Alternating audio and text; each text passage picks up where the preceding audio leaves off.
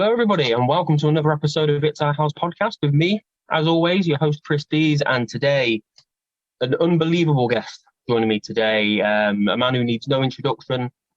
All I'll say is he's the inspirational, influential, and controversial as well, obviously. It's the one and only Mr. Vince Russo. Thank you so much for joining me, Vince. How are you today? Chris, I came with my own applause, Chris. How you doing, Chris? I am happy to be here with you, my friend. How you doing? Really good, thank you. I think I need to upgrade my my equipment to get get my own applause. I have a roadcaster here, and man, I got to tell you, Chris, as a podcaster, this really changed my life. You should really look into it. It'll give you so many different just so many different things you could do with your podcast. Roadcaster. Never heard of it. I'm literally just doing it off my phone.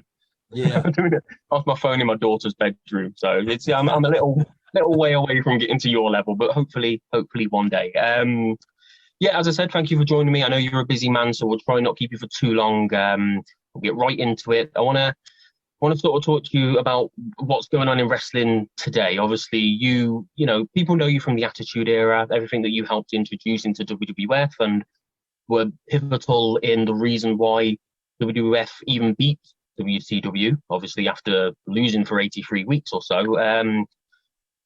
Now that we're about 25 years removed from that, obviously we've got a very, very different product now with WWE.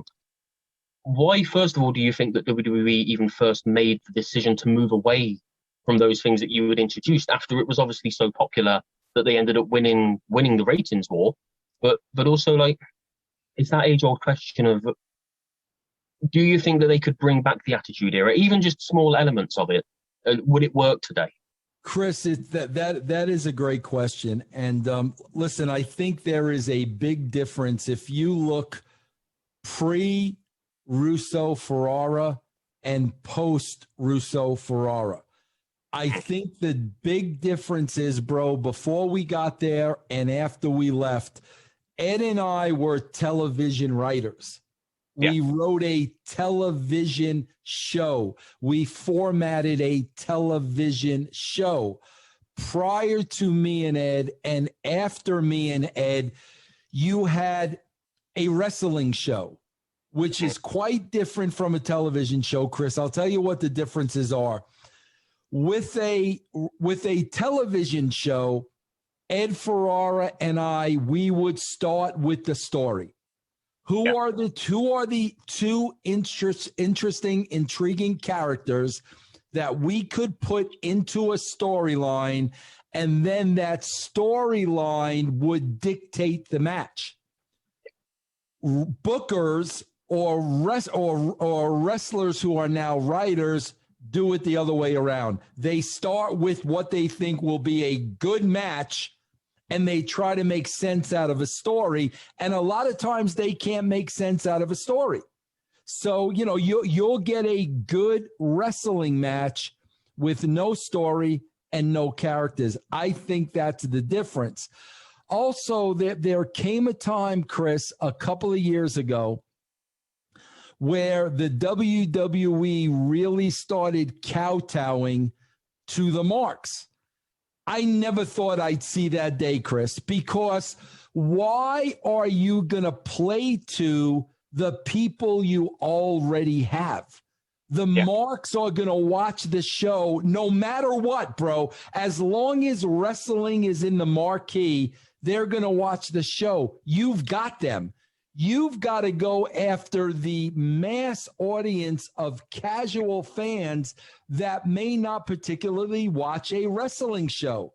But they made a decision, bro, around the start of NXT that they were going to cater to this very, very small, hardcore audience. And since they did that, Chris, you could see that the numbers of people that watch their show have incredibly decreased since they made that decision. Why they made that decision, Chris, I don't know. Sometimes I think this company doesn't know how to write television. They know how to write a wrestling show, but they don't know how to write a TV show. And if you don't have a TV show, bro, you're not going to have the masses. All you're going to have are the wrestling fans watching the show.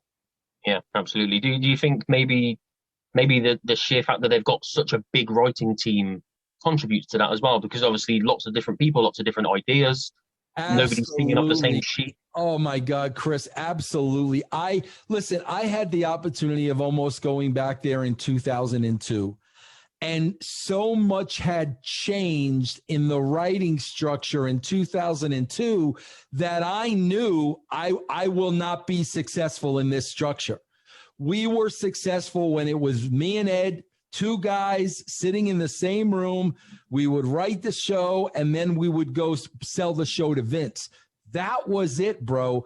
When you have levels and levels and levels of all these writers and a SmackDown brand and a Raw brand, and this person's in charge of it. I mean, Chris, I could never, ever, ever write in that type of environment because everybody is just getting in each other's way. It's and it's proven.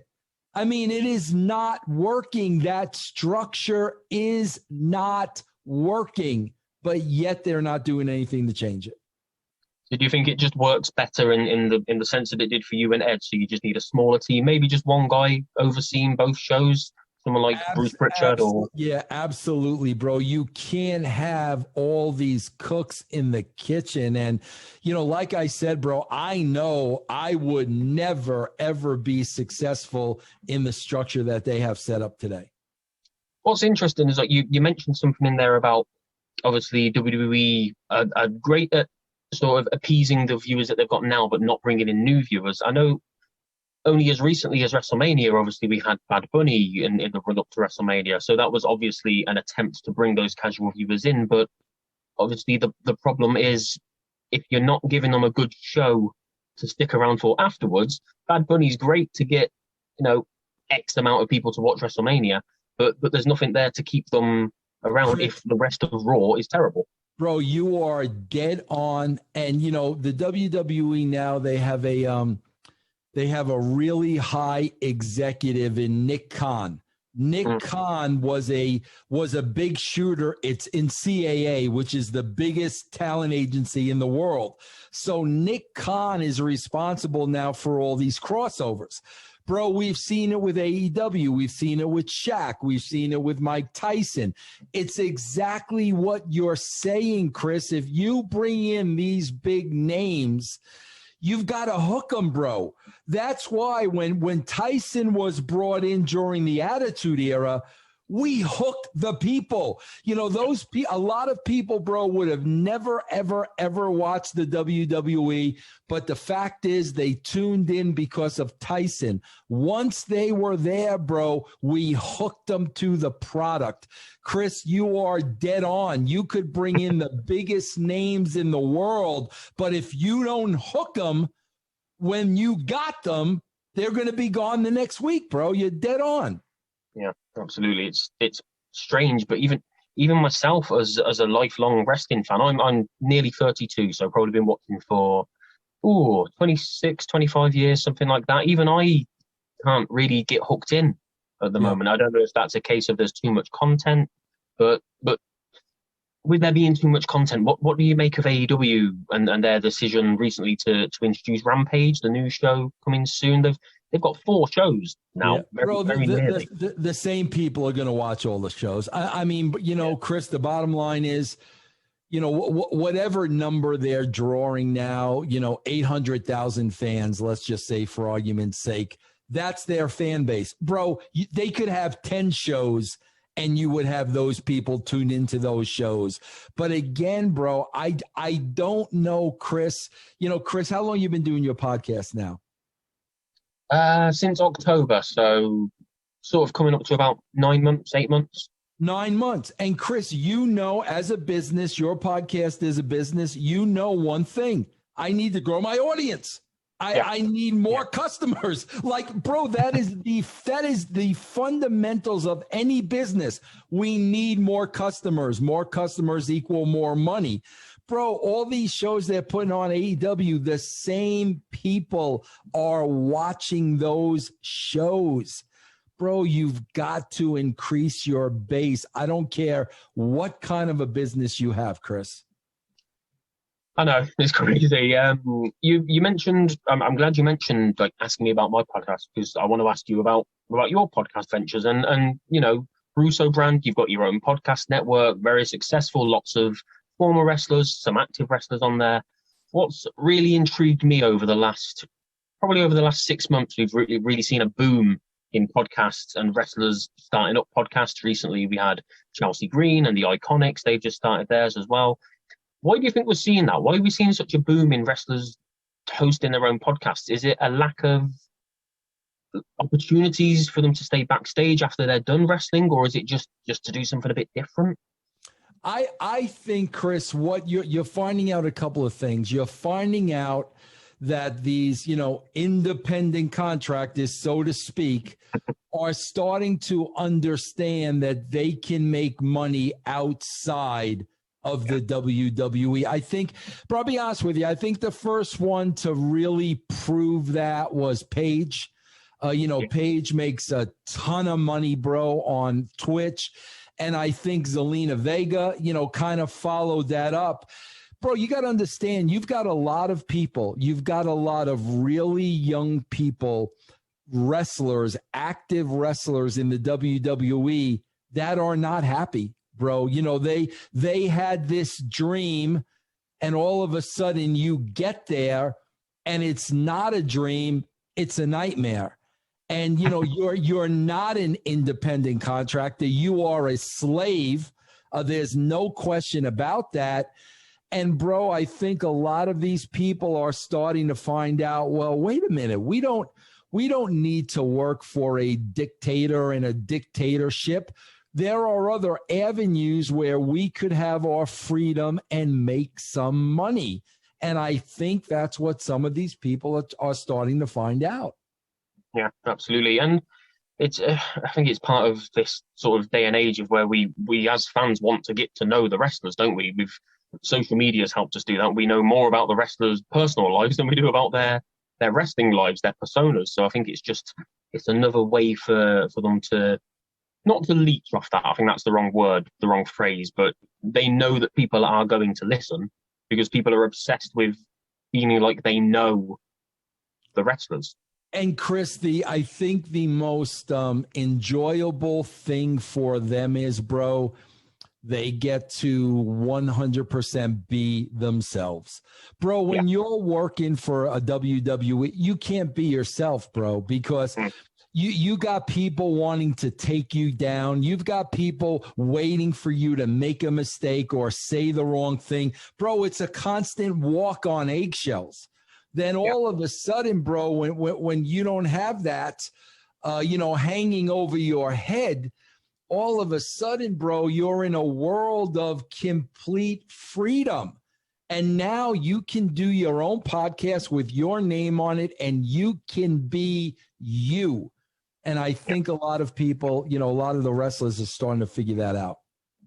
Yeah, and it's absolutely about that freedom, because obviously you've got guys like New Day and Corey Graves with After the Bell, but they're not really their own ventures, their own podcasts, are they? It's being controlled and looked over by probably not Vince, but certainly somebody within WWE keeping an eye on them.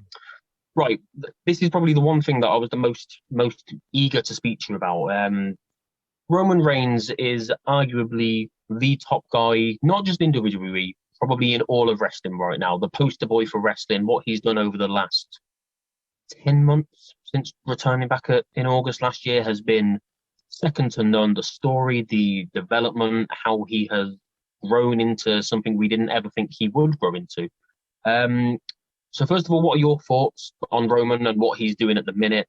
Why did it take Vince so long to make the call of turning Roman heel? Like, how would you, if you were still there now and Roman came back in August or whatever, how would you have booked him? Would you have gone heel earlier? Bro, we'd have to back it up. And I said it when it happened, bro. And I don't even know what year we're talking about. We're talking about a couple of years back. But remember when Roman Reigns, I think it was in Philly, and he won the Royal Rumble and the people booed him out of the building. Remember that? Yeah. Whatever year that was. Bro, I said that night, if I was writing the show and they were booing Roman out of the building, if I was Roman, I would have stepped up to the second rope and I would have flipped off that entire Philly crowd for a couple of reasons, bro. Number one, that's what he wanted to do. That's what he wanted to do. And number two, bro, that was the perfect situation. Bro, it always seems with these things, Chris, that the WWE, whether he be Vince McMahon or whoever, bro, they're always a couple of years behind. If they would have done that with Roman back then, they would have been off to the races. Chris, I'll never forget one of the very last things I wrote when I was with the WWE before I went to WCW was I had Chris Jericho on SmackDown pinning The Rock. Okay? Bro, they changed that finish. Bro, it took them over another year and a half to get Jericho over. Whereas if they would have stayed with that finish right then and there, Jericho would have been a megastar. I don't know what it is with them, bro, but man, they always seem to be late for the dance with stuff like this. Yeah, it's Vince, isn't it? It's the control of Vince McMahon. It absolutely is, bro. It absolutely is. Vince is a control freak, and he's gonna do things, bro, when he wants to do them. And Chris, at the end of the day, bro, it's his company. I mean, that's his prerogative to do that. But yeah, bro, at the end of the day, it comes down to him. Yeah, absolutely. Like no matter who comes in, if they've come in and been successful elsewhere, that there's a chance. There's a pretty good chance whatever it was that got them over. Let's say the Bullet Club. Look at like AJ and Gallows and Anderson. Vince has got the money to probably make something happen and bring the Bullet Club, the Bullet Club to WWE. But rather than that, he just goes for the OC or the club or something like that. If Vince just doesn't like things to be successful unless he has made them successful. That's how it feels. Chris, you have to understand too, bro. Vince, going back to Jericho, going back to the Bullet Club, bro, Vince has no knowledge of who these people are. When I tell you Vince is ingrained 1,000% in the WWE, bro, Vince didn't know who ECW wrestlers were.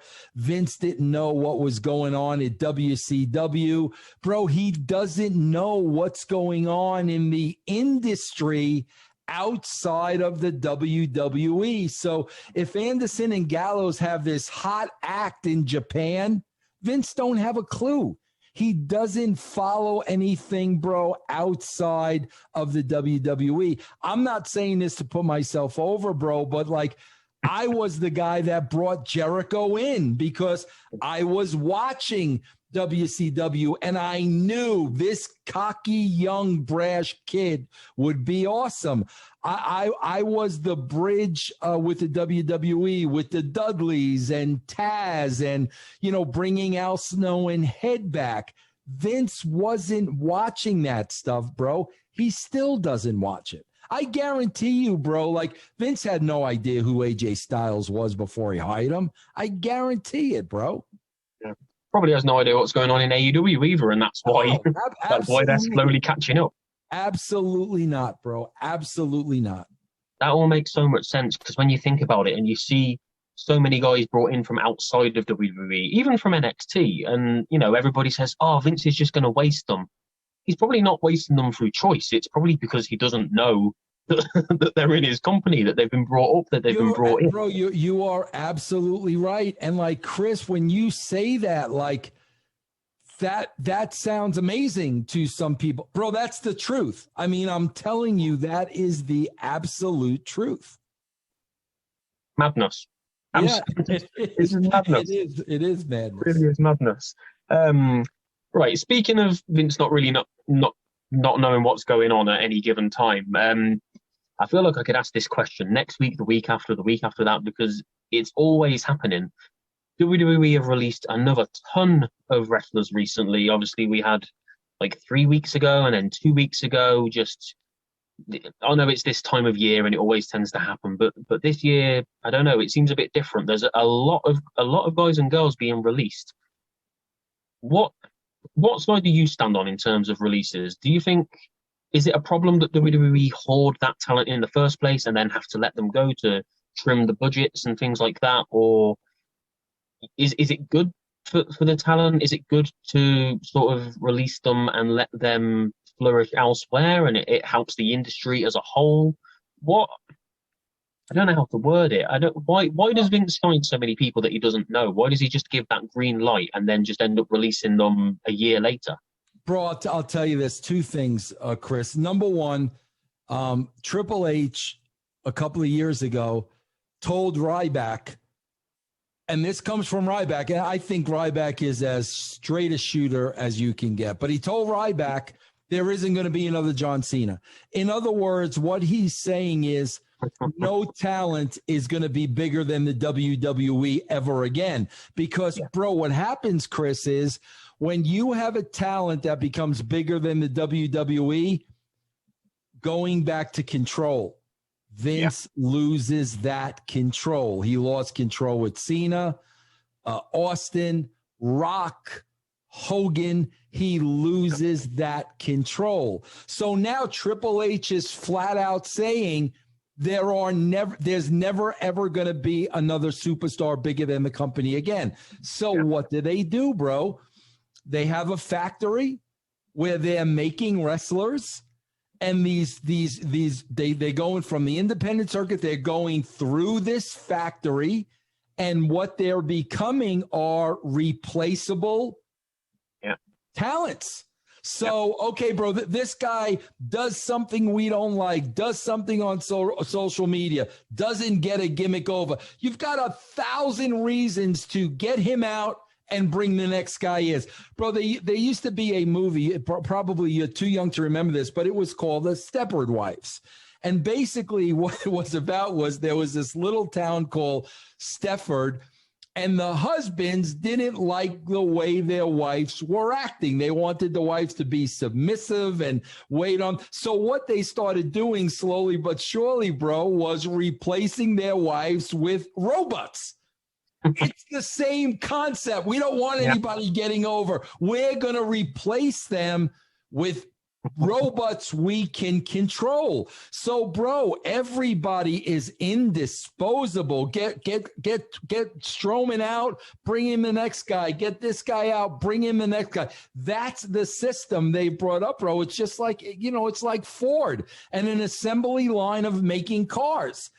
And here's number two that I believe, Chris, and a lot of people on my own brand disagree with me. I do believe they are preparing to sell this company. Now, I'm not saying it's going to be next year, 2 years, 5 years. But I think, bro, what they are doing now is they are streamlining this company to make that bottom line look as profitable as possible. I think that's why Nick Khan has been brought in. I think that's why Nick Khan is making a lot of these decisions. I believe, bro, that they seriously are trying to stream down the company so that bottom line is so profitable that, bro, in my opinion, a lot of people throwing Disney around. I don't think it's Disney. I think it's NBC Universal. Bro, they got all the parts already. They've got Raw. They've got, Peacock. The only thing they don't have is SmackDown. And bro, listen, man, if that contract expires with Fox, SmackDown's not drawing like they said it would draw. That's the last piece of the puzzle for NBC Universal. And at that point, shoot, bro, they might as well own the company. Yeah, absolutely. But I mean, even let's say for argument's sake, they sold tomorrow.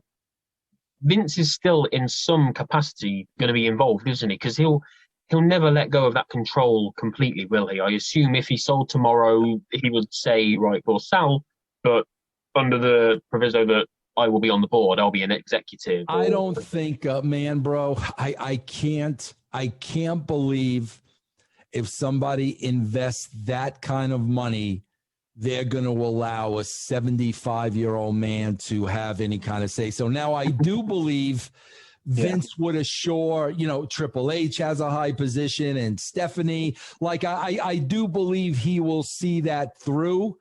But I can't believe people in the television industry with Vince's track record over the last 10 years in programming. I'm not talking about business deals and money. I'm talking about television programming. Bro, in the last 10 years, he has fallen completely off the map. Yeah, absolutely. I just want to touch on something you said before that was quite interesting, because I talk to people about this all the time. You said that there'll never be another John Cena. Why can't they build megastars anymore? Because they didn't have a problem doing it, as you said, like 10, 20, 25 years ago. Like, you've got Roman Reigns there, Drew McIntyre, guys that you could put out on the road on chat shows who are, they're good-looking guys, they're well-presented, they're good at talking, they come across well. Do you not think Roman, given a bit more time, could be a megastar? He's starting to do other things, isn't he? They're purposely not doing it. I mean, bro, that's why you're seeing the 50-50 booking. Win 1 week, lose 1 week, win 1 week. They're purposely, bro, holding guys back. They're purposely doing that so nobody's value becomes bigger than the company's. So that they can, like you say, so that they can make themselves look more attractive to a buyer. Exactly, bro. It's not about the superstars anymore. The WWE has become the superstar. That's the superstar, not the wrestlers performing for them, bro. Yeah, absolutely. Like, let's say WWE don't sell for another, 20, 30 years. They just stay being the powerhouse that they are. But Vince steps down, which is obviously unlikely anytime soon because of that being, the power and being a control freak. So let's say, unfortunately, Vince does pass away in the next few years, 5, 10 years, whenever it might be. So many people, especially on Twitter, because that's where all the crazy people live, is on Twitter. Everybody's convinced that as soon as Vince goes, everything's sorted. WWE will be great. WWE will get back in the ratings. Wrestlers will start being used properly again. How do you think that the next couple of years after Vince steps away or passes away, how do you think that works? Because obviously it's not going to just change overnight, is it? We're not going to see a better product. We're not going to see wrestlers being used properly, less hoarding of talent. People just assume, Triple H has done a good job with NXT. He'll step up and Raw and SmackDown will be as good as NXT. But surely it's not going to be that simple. So do you think it will take a while? Will there be sort of like a period of instability and shares dropping and things like that? Bro, as long as wrestling people are running the company, nothing's going to change. I mean, bro, when you talk about what Triple H has done with NXT, bro, what has he done with NXT? What are they drawing? They're not drawing on the USA Network. What are we talking about here? An average television viewer like myself is not watching NXT. So NXT is a wrestling show. And here's Chris, here's what they don't understand. When you look at what's going on in our world, and when you look at the reality we deal with on a daily basis, Chris, this really started with 9/11. When every day, every hour, every minute, you're seeing the replays of the Twin Towers coming down. Okay, that's when it really started.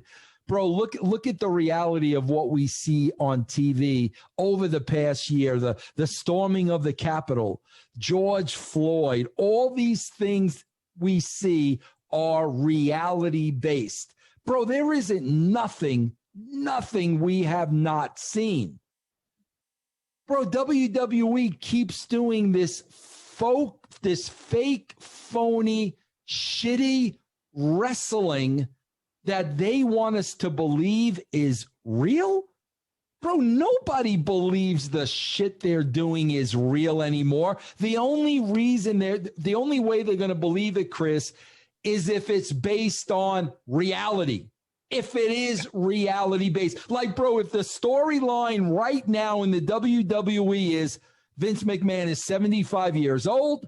He's not as sharp as he used to be. There's a power struggle inside of people wanting to take over. There's the rumors of him selling the company. Bro, if that were the backstory, you would have non-wrestling people watching the show. But what is the show, bro? It is 3 hours of wall-to-wall wrestling that nobody believes. You got last week's show, bro, ending with a legit MMA shoot fighter barricading herself in an office from a doll.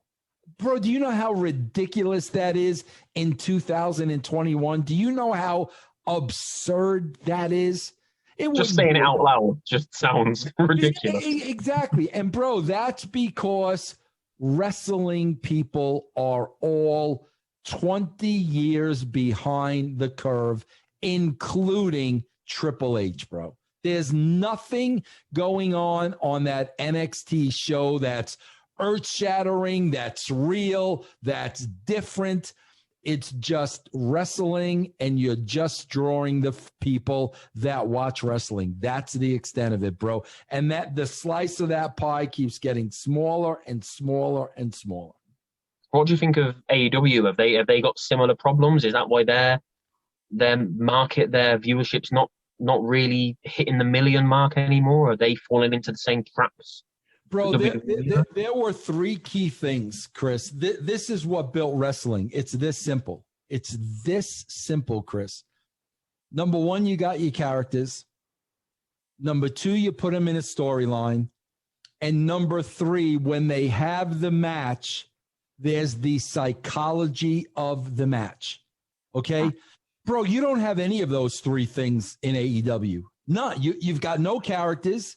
You've got no storyline. The storylines are everybody wants to fight everybody else. And then you've got no psychology in the ring. Nobody's selling. Nobody sells anything. You're doing all these moves that you would never do in a million years if the fight were real. Bro, it's this basic, Chris. If the object of the match is to pin your opponent on the inside of the ring. 1, 2, 3.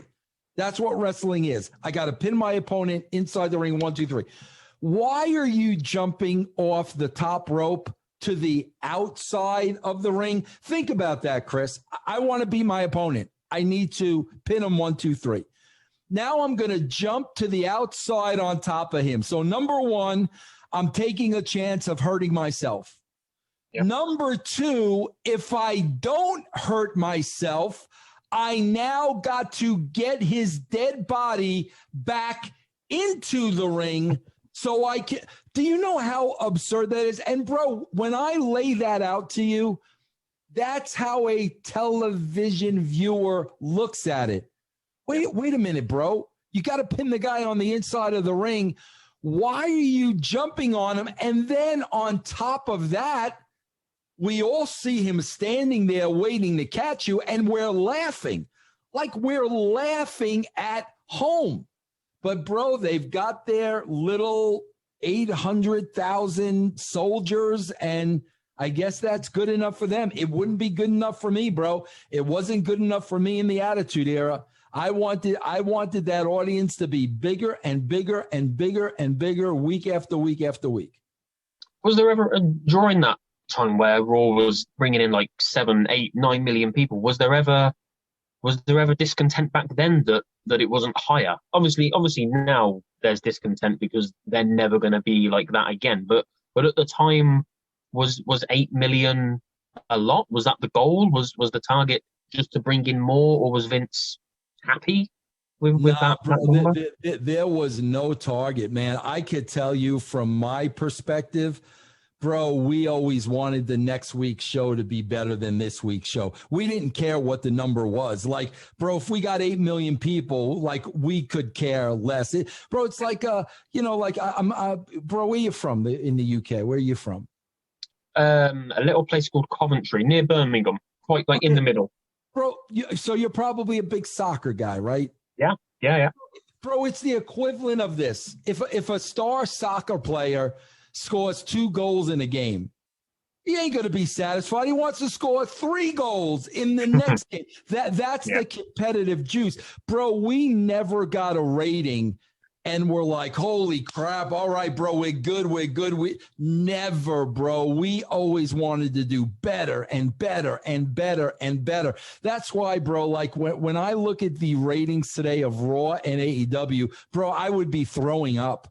I would be like, bro, like October, November, December, January, February, March, April, May, June, July. Bro, AEW is going on 2 years. They've not grown. I would be, first of all, bro, I would not expect to still have my job. If I haven't increased your ratings in 2 years, you need to fire me. Bro, I would tell you to fire me. Bro, if I didn't increase Vince McMahon's ratings, I would have said, Vince, I am not doing my job. I am not getting you more eyeballs. Fire me. I can't believe, bro, the same people in creative are there year after year after year. And what makes it worse in AEW is the guy that owns the place is the head booker. So he's never going to replace himself. So what are you going to have at the end of the day, bro? Here's what you're going to have. You're going to have the same people watching the show every week. You're never, ever, ever going to grow your audience. Yeah, and they're sort of kind of the polar opposites, aren't they? Vince McMahon and Tony Khan. Tony Khan, you get the impression he just wants to be everybody's friend, have a nice environment, doesn't want to sack anybody. Ratings could drop all the way down, but at the end of the day, he doesn't want to hurt somebody in his extended family, I guess. Whereas Vince is obviously very cutthroat. Vince will sack somebody before even giving them a chance to build that consistency. So, they're both doing it their own way and the opposite of each other, but I think both ways of doing it are just as harmful as the other. It's strange. It's very strange, Chris, and I agree with you like 100%. I mean, they both have completely different philosophies, and I don't know how you can show me on paper that either one of those philosophies are working. Bro, when AEW started, bro, they were doing 1.4 million people. It's exactly what you said, Chris. If they got 1.4 million people and that first show was through the roof, they would have had 1.4 people the next week and the next week and the next week. But they immediately dropped off when they could not hold that audience. Yeah, they piqued people's interest and curiosity, got people looking into the first. I watched it. I watched the first episode of Dynamite thinking, oh, something new. I wasn't looking for an alternative. Right. I wasn't one of these people that's decided they hate WWE and want to go find wrestling somewhere else. Because there was already Impact, Ring of Honor, New Japan. There was already avenues and options for me, but I was just interested. And like you say, they didn't hook me in. I gave it a while. I gave it a few months. They had some great pay-per-views, but there was nothing there to keep me coming back for more. Right. Which, it's one of them. I don't know if either company you're ever going to learn. Know what, bro? I don't think Tony Khan cares about that. I don't think Vince McMahon cares about that either, for two completely different reasons. Vince doesn't care about it, bro, because there are a lot of companies out there that literally, if they sign to do business with Vince McMahon, for some reason, bro, they still think they're getting The Rock and Austin and Hogan and all these people. So there are a lot of companies out there lining up to make deals with Vince, especially with Nick Khan being so sharp. So at the end of the day, the content on TV doesn't matter.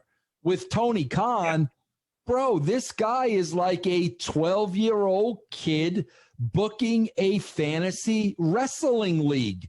That's all that really matters to him, bro. So from those two perspectives, bro, at the end of the day, the content does not matter. Vince is making money hand over fist. Tony Khan is living his boyhood dream. Yep. What we're seeing on TV doesn't matter. Yeah. He's a fan, isn't he? I think that's Tony Khan's problem. He's too much of a fan, and he can't separate himself from being a fan and being a businessman. But right, exactly. There you go.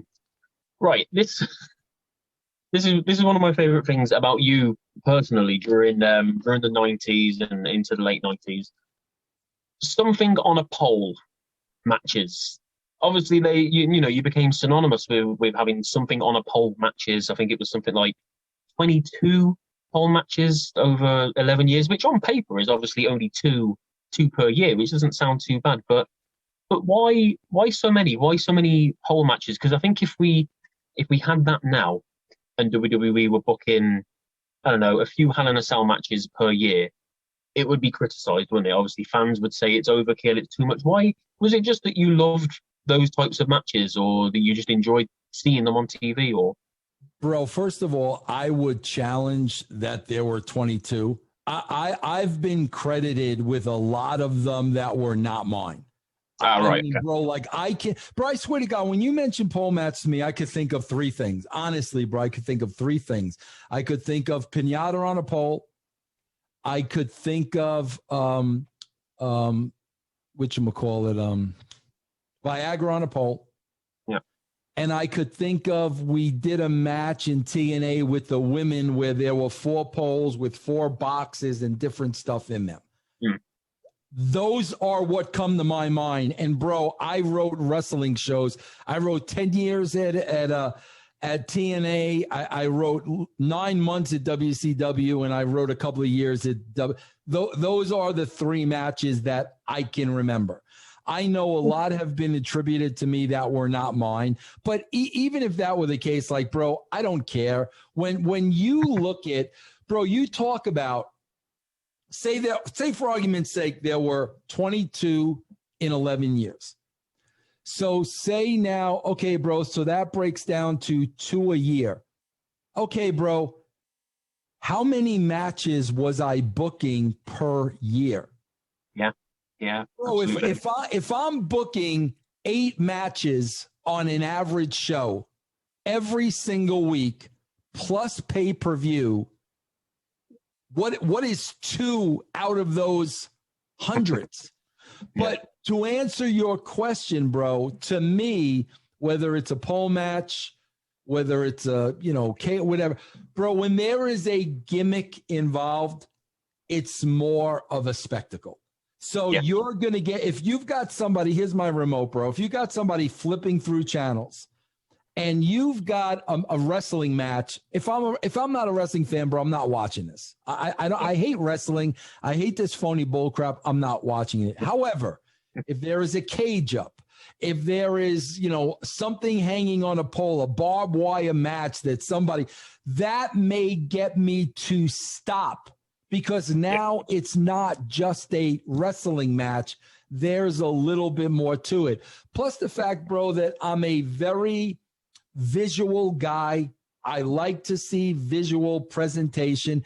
And, bro, if it's just a wrestling match, bro, I've seen a million of them.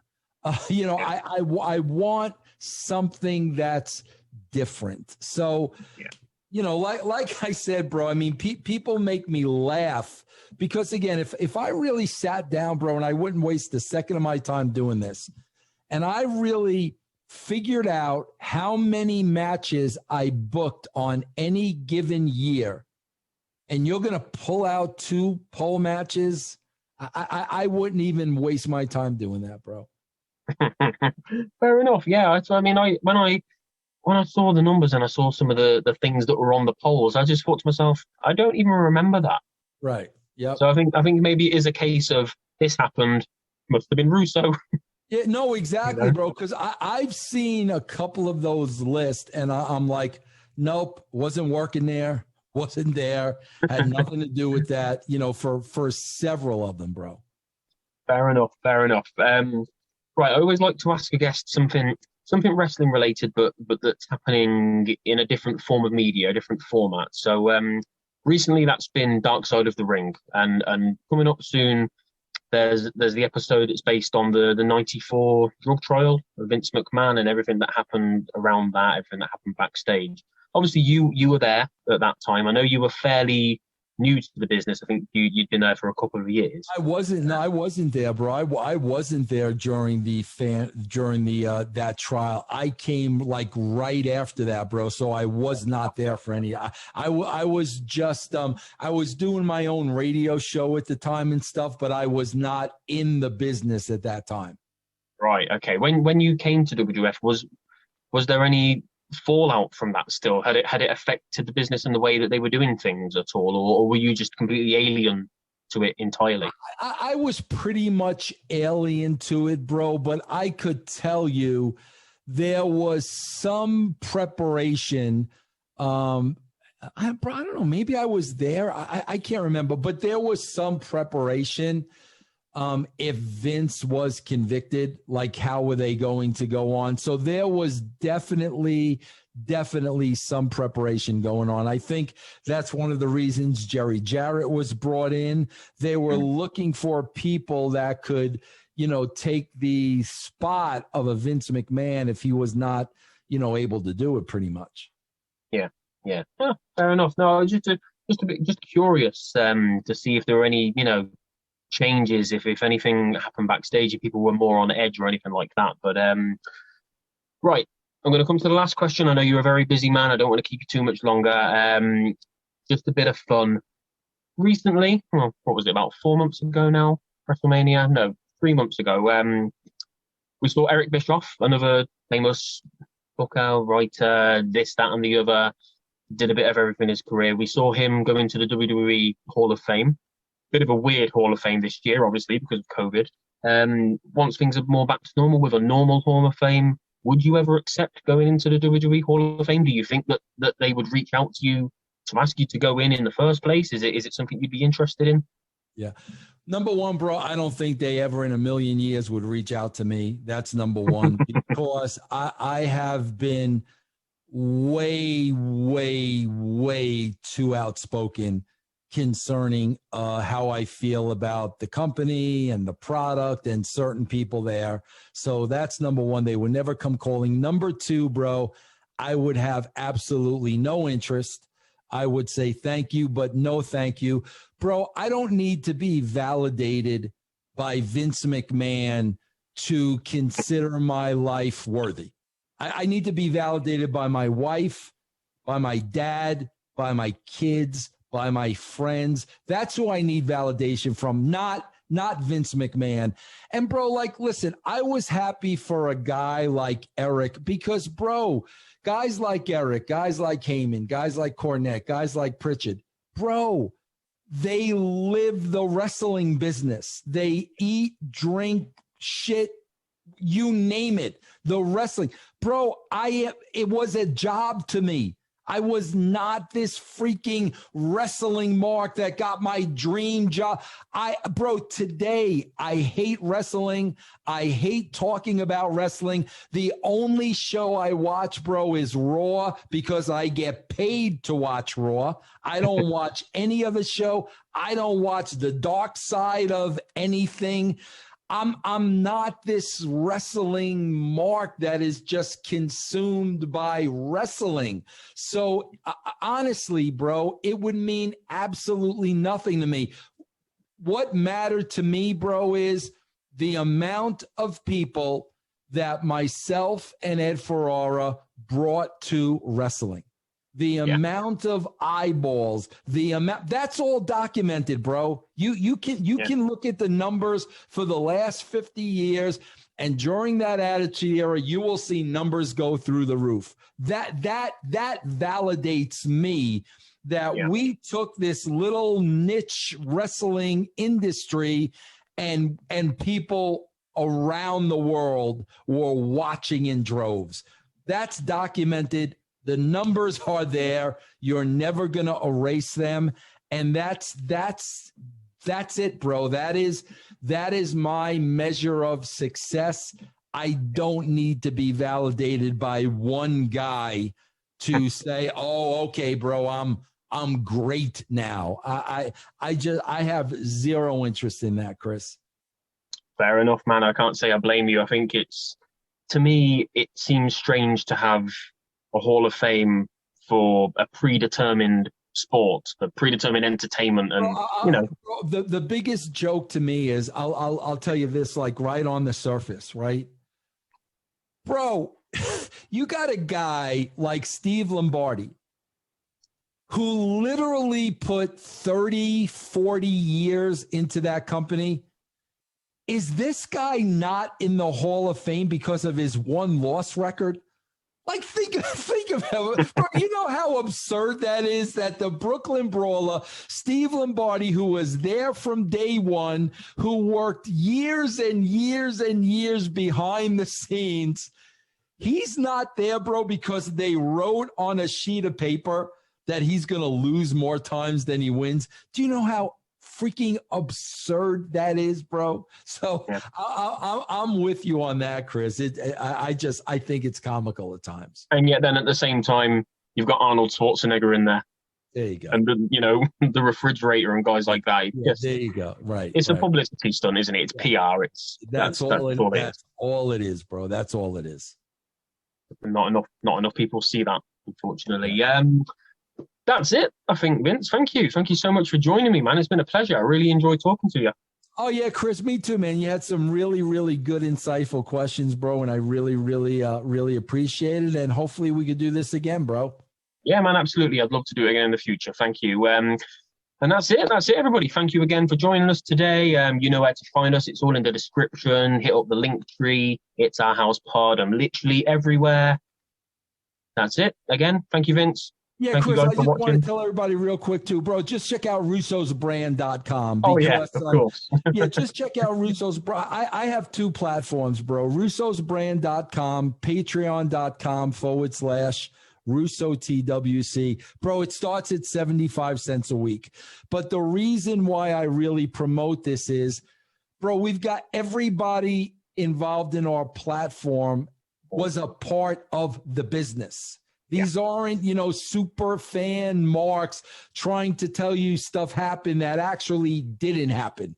These are people that are there. So if you love wrestling, bro, and you really want knowledge and wisdom and a real understanding of the business, just check out russosbrand.com. Yeah, man. Absolutely. No, I completely agree. So go do that, guys. Hit subscribe, hit like, drop us a comment. Vince, it's been a pleasure. Thank you so much for joining me. Thank you very much, Chris, and give your daughter her room back, bro. These are my toys, and she's got no choice. No choice. Thank you, guys. Take care.